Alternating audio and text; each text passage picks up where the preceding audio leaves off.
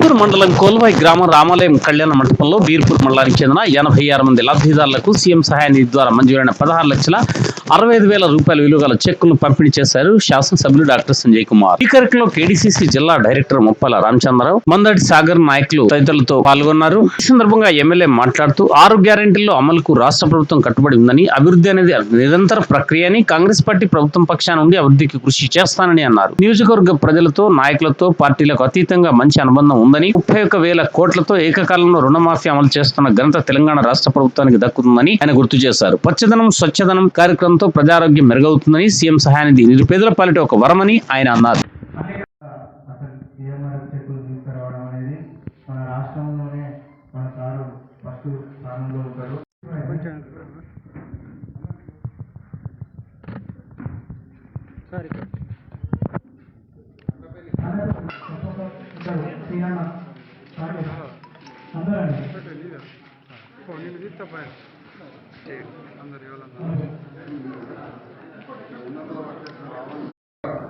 మరి ముఖ్యంగా ఇంకా యువత ఉన్నది, నాయకులు ఉన్నారు.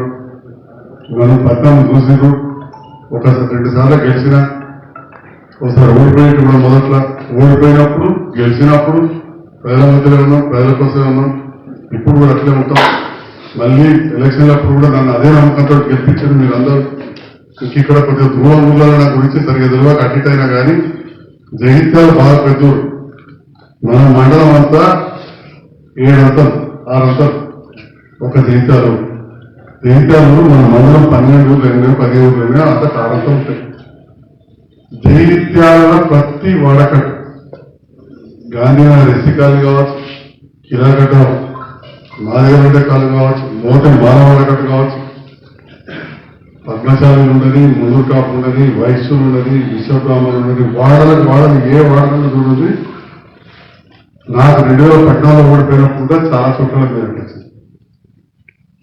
18లో గెలిచినప్పుడైతే అన్ని బూతులనే అన్ని వాడలనే ఆడచ్చు. అంటే 30 ఉంటాయి, ఒక్కొక్క దగ్గర 2,000 ఓట్లు ఉంటాయి. మనం 48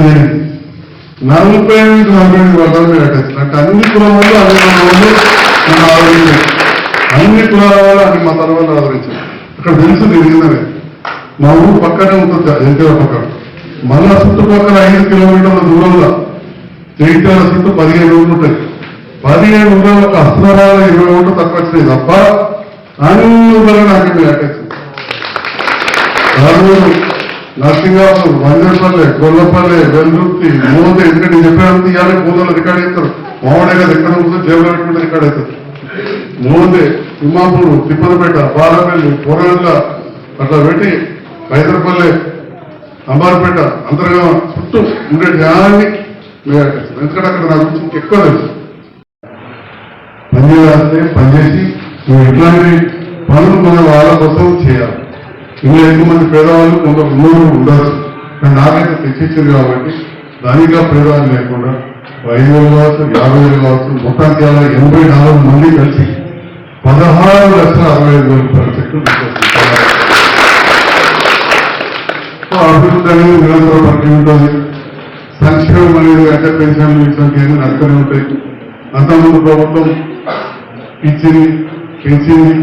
ఇప్పుడు ఈ ప్రభుత్వం మళ్ళా ఉచిత బస్సు, 200 యూనిట్ల కరెంట్ అంటుంది, గ్యాస్ సిలిండర్ అన్నది, మొన్న రుణమాఫీ అయింది, రేపు ఇంకా అయ్యేది ఉన్నది. ఇంకా కానీ కూడా చేస్తామని చెప్తా ఉన్నాను. మరి ఇప్పుడున్న ప్రభుత్వంలో కలిసి పనిచేయడానికి సిద్ధంగా ఉంది.